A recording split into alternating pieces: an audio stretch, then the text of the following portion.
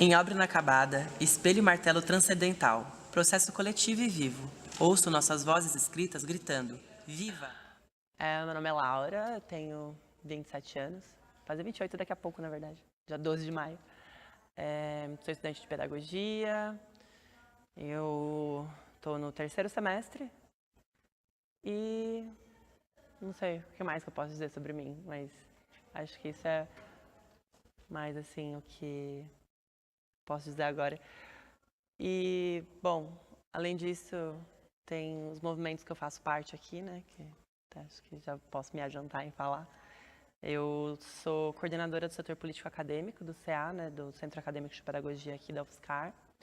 Também sou uma das coordenadoras do setorial LGBT estadual do PSOL. Também faço parte da coordenação do Em Frente, que é um coletivo de juventude do PSOL. Enfim, sou filiada ao PSOL, vocês podem ver. E acho que é isso, eu tento me inserir nesses movimentos, né, por saber da importância de ter a nossa voz ouvida, assim, de ter esse lugar de fala, que às vezes, para muitas, é difícil de alcançar, né, inclusive, para mim foi um pouco difícil. É legal que, né, a gente esteja gravando aqui, porque acho que a minha história, do momento que eu afirmo a minha identidade de gênero, do momento que eu me afirmo enquanto travesti, é bem atrelada à universidade, né? Porque conforme eu cresci em Salto de Pirapora, é uma cidade pequena e a gente não tem muitas referências, né? A gente não tem muito uma noção assim do que é ser uma travesti, do que é ser uma mulher trans, né? Inclusive eu gosto de usar o termo travesti porque eu acho que mulher trans é um termo que higieniza um pouco, enfim. Eu gosto de me afirmar travesti. E a história com a universidade ela é fundamental porque do momento que eu entro aqui, eu conheço outras meninas, também trans e travestis. Eu começo a perceber também que não é uma questão de corpo você ser travesti, porque na minha mentalidade, assim, até então, o que eu pensava era que para eu me tornar mulher, me tornar travesti, eu teria que, sei lá, me harmonizar, ter um peitão, uma bundona, um cabelão batendo lá na bunda e assim, não. Aí eu percebo, inclusive assim, não só no convívio com as meninas trans e com as travestis, mas com as meninas cis também, que tem muitas meninas aqui que elas, por exemplo, são contra a cultura de se depilar. E isso para mim foi uma coisa interessante de se ver, porque daí eu vi que assim, elas continuam sendo mulheres, mesmo não depilando suas pernas e axilas, enfim. Então esse padrão da mulher, como eu via, ele acaba sendo quebrado, né? E aí no segundo semestre eu me afirmo travesti depois de participar também do processo de ocupação aqui contra o aumento da RIO, que foi um momento também que me ajudou muito assim a criar um acúmulo de visão política, de tudo. E acho que isso foi um fator determinante assim para eu sentir aquela coragem mesmo de falar não, eu sou mulher, eu sou travesti, enfim. Não laudo, que fere, que fura, que multa, que mata, mulata, mutila. Palavra que salva, escrita que cura. És cura, luta. Defende com unhas e dentes suas próprias vidas, suas próprias dúvidas, sem dívidas. Eu me enxergo assim lá embaixo, numa das últimas camadas que tem, mas eu ainda consigo ver que nessa pirâmide, né, social assim, né, da opressão que a gente sofre, eu ainda tenho meus privilégios, porque, por exemplo, né, eu sou uma travesti acadêmica branca que tem uma família que acolhe muito, mas ainda assim na sociedade eu me vejo preterida, né? Em muitas situações, assim, eu vejo que tem meninos aqui dentro da própria UFSCar que elogiam em comentários do Facebook, falam, nossa, você é incrível, você é maravilhosa. Me encontram, às vezes, em festas ou até mesmo nos corredores da universidade e gostam de me elogiar e falar o quanto eu sou legal, o quanto eu tenho, sabe, todo um perfil que, nossa, é política, é uma coisa louca, assim. Mas nas festas e normalmente em qualquer situação em que eles vão se envolver com alguém, eles não escolhem a travesti, eles escolhem a menina cis. Então acho que é esse lugar que eu ocupo na sociedade, é um lugar de fetichização, né? Porque a maioria dos caras que vão procurar até mesmo em aplicativos e tal, que é um lugar super tóxico, mas que eu ainda frequento, não sei porquê, eu espero não frequentar mais. eu vejo que é assim, sabe? Os caras que chegam, que olham para uma travesti enxergam como um objeto e tudo, e aí eles vão procurar você só para ter aquela relação de pegou, transou, levou embora e já era. Ou então nem levou embora, né? Mandou e falou, vai embora. Enfim. Então, acho que o campo afetivo, acho que é o que mais pesa, assim, quando eu penso em qual é o meu lugar dentro da sociedade, né? E também eu penso no meu lugar enquanto uma estudante de pedagogia e uma profissional da educação, né? Porque esse lugar que eu ocupo é um lugar de pensar também em como a gente está cercado de uma hegemonia, assim, né?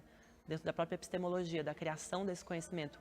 Esse conhecimento que a gente tem hoje foi criado por quem? Foi criado por um bando de homem branco, cis, hétero, europeu, aquele padrão ocidental, tudo.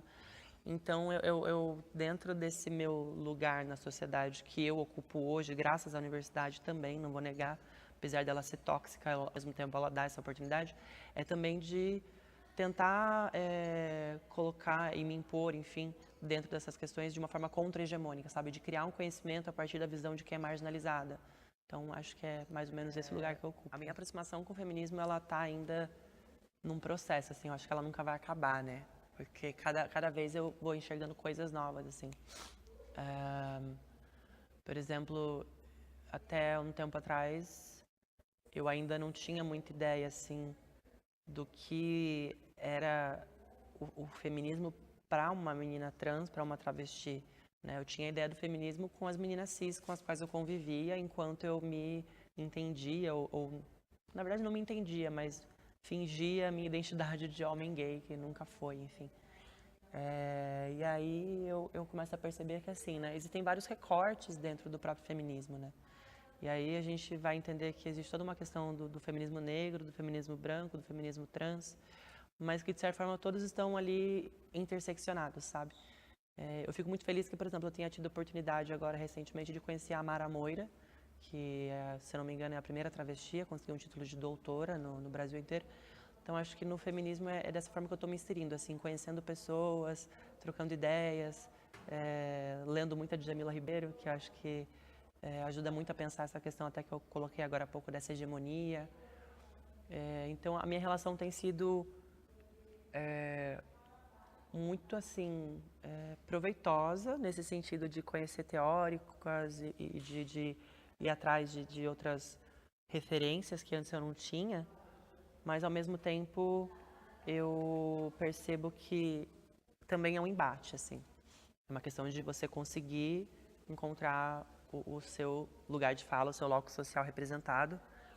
E uma das maiores dificuldades também, eu acho que é você conseguir trazer quem não está dentro dessa luta para mais perto, sabe? Porque às vezes quando a gente fala de feminismo parece que você só está falando de mulher, e não é. A gente tem uma série de problemas que o feminismo discute que vai afetar os homens também, né? E a masculinidade, ela também pode ser tóxica para os próprios homens. Não, sem firmas e de todas as formas, inflamam em carne viva, na pele, no pelo, nos dedos, o cheiro, no rabo, no ralo, o gosto do medo, no beijo, saliva nos lábios, nos grandes, pequenos e médios, e engolem seco o doce do próprio veneno, lambendo o beiço até a última gota. A transfobia, ela existe dentro do feminismo. Inclusive, eu tenho uma crítica, assim, que muita gente às vezes vem falar pra mim assim, não sei quem é, ou sei lá, não necessariamente apontando pra alguém, mas falando assim, usando aquele termo radfem, sabe?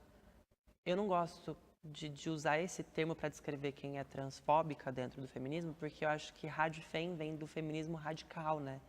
E ser radical no feminismo é atacar a raiz. E se você não está considerando mulheres trans e travestis, você não está atacando a raiz. Você está tapando só com a peneira, você está achando que né, aquelas meninas não estão sendo também, enfim, afetadas pelo machismo. É difícil você elencar uma maior dificuldade, sabe? É muito difícil, porque são inúmeras as dificuldades. Mas, bom, eu vou precisar pensar um pouco para responder essa. A minha maior dificuldade. Eu acho que a minha maior dificuldade é a minha legitimidade. Acho que eu vou dizer que é isso, né? Talvez eu mude de ideia depois. Mas agora o que eu penso é a minha legitimidade. E o que é isso? É você não precisar performar feminilidade para ser reconhecida como uma mulher. Então, acho que essa é a maior dificuldade. Por exemplo, um dia eu não vou para o trabalho maquiada. Um dia eu simplesmente não passo um batom e vou para o trabalho mesmo assim. E aí, quando eu chego nesse trabalho, por não estar com um mero batom, muitas pessoas vão olhar e vão me deslegitimar, vão me chamar de moço, quando na verdade eu sou moça, eu sou travesti, né? Então, eu acho que a maior dificuldade é essa, porque ainda existe essa coisa, né, da pessoa já te olhar e definir do gênero pressuposto, né? Olhou, viu que tem um traço masculino, pronto, é homem. E quantas mulheres cis, essas mulheres que nascem com uma vagina, também não têm traços masculinizados, às vezes, e ainda assim elas têm a legitimidade de serem reconhecidas como mulheres. Acho que minha maior dificuldade é essa. Não só no trabalho, né? Onde recentemente eu tive uma complicaçãozinha dessa, assim, com nome social, essas coisinhas. Mas acho que em tudo, assim, nas relações, né? Dia a dia mesmo é difícil você se sentir representada. Porque, sei lá, você vai no mercado, você não vê travestis trabalhando. Numa loja é super difícil você encontrar, entendeu? Aí, no meu trabalho mesmo, né? Hoje eu tô trabalhando num lugar que a única outra travesti que eu encontro lá, ela tá trabalhando na limpeza como terceirizada. Então, assim, eu fico pensando nisso, sabe? Como é que a gente tem sido tem sido inserida, na verdade, a gente não está se inserindo. Como é que a gente tem sido inserida nesses espaços?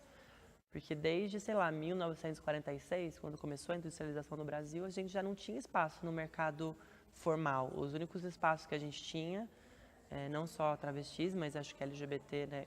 LGBT não, mas acho que travestis e gays, na maioria das vezes, era o quê? Salão de beleza, esse meio mais estético. Então, hoje a gente continua do mesmo jeito. A gente continua ocupando posições subalternas, né?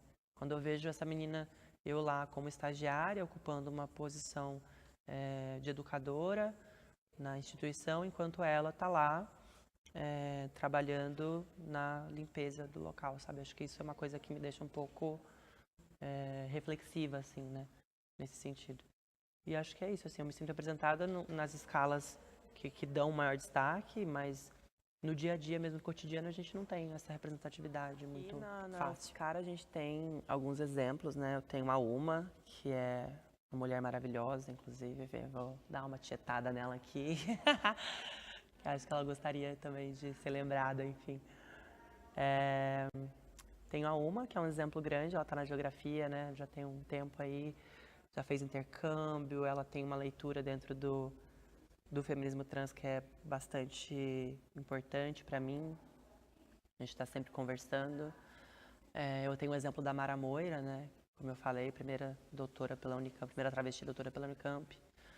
Eu tenho o exemplo também de outras meninas que já estiveram na universidade, mas que hoje não estão ainda, né? Não continuaram nesse meio. Por exemplo, Euá da Silva, incrível. Ela hoje trabalha mais com a arte dela mesmo de tatuagem, também trabalhar com Islã, né, nas rimas e tudo. Então, ela, quem mais? A Elisha, que se formou em biologia, que eu acho que é bem legal. Também pensar um pouquinho assim no quanto essas meninas são um exemplo. No caso da Elisha, é um exemplo por ter conseguido se formar, né, diante de tanta dificuldade que a gente encontra na universidade. Mas mais que isso, a Iuá, por exemplo, é um exemplo de uma menina trans de uma travesti, né, que entrou na universidade, não se sentiu bem aqui dentro e soube trilhar seu caminho fora, né, apesar das dificuldades também. Mas eu vejo que ela me inspira muito, assim, a pensar também em como a vida de uma travesti negra é diferente de uma travesti branca, acadêmica. Então, acho que todos esses exemplos, assim, né, a universidade me trouxe, eu tenho, assim, comigo, guardo comigo com muito carinho e quero levar para o resto da vida. Então, mas são exemplos de meninas que estão no mesmo, não no mesmo patamar, mas, assim, acho que no mesmo bolo que eu, sabe? Que são universitárias, são jovens e estão na luta. Eu não consigo elencar um exemplo de professora, né? Aliás, eu consigo pensar agora na Meg também, né? Que agora é professora universitária, se não me engano, eu não lembro qual universidade federal, mas ela é a primeira travesti negra a ser professora na universidade pública. Enfim, então gosto de pensar nesses exemplos. Enfrentam assim. padrões, desafiando patrões. Arrebentam portões, corpo a corpo, rascunho, rabisco de nós. Desatadas, escrevem de mãos dadas, atentas e fortes, com ou sem cortes, trava-línguas, abre mentes, transborda, atravessa, atraveca. Requer muita coragem, não só coragem, mas eu acho que requer você também colocar a sua cabecinha assim para pensar se você quer viver uma vida inteira de frustração, de depressão, porque, querendo ou não, eu tive algumas tentativas de suicídio antes de me entender e me afirmar como travesti. Então, acho que é isso, é uma questão de você parar para pensar se você quer ou não enfrentar isso e qual é o peso disso, né, na sua vida. Eu, por exemplo, eu não tive como fugir disso porque para mim era algo que não tinha como, sabe? Eu percebia que eu colocava as roupas que eu colocava e eu não me sentia bem. Às vezes eu não saía de casa por eu não ter uma outra roupa que não fosse aquela que eu me sentiria melhor. E do momento que eu me afirmo e começo a trocar meu vestuário, que é uma coisa tão simples, eu percebo que eu estou conseguindo colocar uma roupa e sair em menos de 5 minutos de casa. Eu acho que é mais ou menos isso. É nesses pequenos momentos assim que eu percebo o quão foi benéfico assim para mim, para minha saúde mental, para tudo, me afirmar como travesti. Mas que é uma faca de dois gumes, né? Que daí você consegue tirar uma carga, assim, né? De como você se reconhece, mas ao mesmo tempo você começa a ter que conviver com outras cargas, que, enfim, né? O se afirmar trans, eu acho que é algo que perpassa muito o enfrentamento mesmo da questão. Porque, por exemplo, na minha cabeça o que mais ficava ali, né? Martelando era: ao se afirmar, você vai ter menos oportunidades. Você vai ter que entender, ou pelo menos conviver com o fato de que você tem uma expectativa de vida hoje de meninas trans travestis que não ultrapassa os 35 anos. Você vai ter que entender que hoje eu vivo no país que mais mata travestis, mas que ao mesmo tempo mais assiste filme pornô de travesti. Um país super hipócrita, contraditório e que está todo tempo, sabe, tratando nossos corpos de uma forma descartável, seja na hora de procurar o sexo, seja na hora de matar. Em singularidade múltipla me vejo, reconheço, me encanto, encontro, me perco, me berro, me borro, me melo, me lavo, me leve, me livre, me love, me luta. Então percebo, acabo de não morrer. Linda quebrada. Não esquece de falar que ela é linda quebrada aí.